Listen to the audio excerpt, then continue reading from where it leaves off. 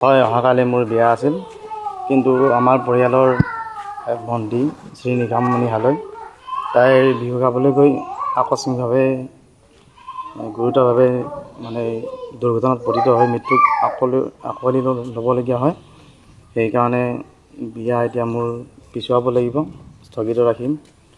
তাইৰ বহুত প্ৰতিভা আছিলে, অকালতে মৃত্যুক খবৰ দিবলগীয়া হ'ল। এইটো বহুত দুখৰ খবৰ, বহুত বেয়া লাগিছে। আমাৰ গাঁৱৰ এই অঞ্চলৰ অতি দুখৰ খবৰ। আপোনাৰ সম্পৰ্কত কি হয়? মোৰ সম্পৰ্কীয় পৰিয়ালৰে মোৰ ভণ্টি হয়। তাই ইমান সোনকালে গুচি যাব বুলি ভবা নাছিলোঁ। এতিয়া কি কৰিব, এতিয়া নিয়তিৰ নিয়ম মানিবই লাগিব। এতিয়া বিয়া অহা কাইলৈ আছিলে মোৰ, এতিয়া সেইকাৰণে বিয়া পিছুৱাব লাগিব। আপোনাৰ নামটো? মোৰ নাম শ্ৰী শংকৰ ডেকা।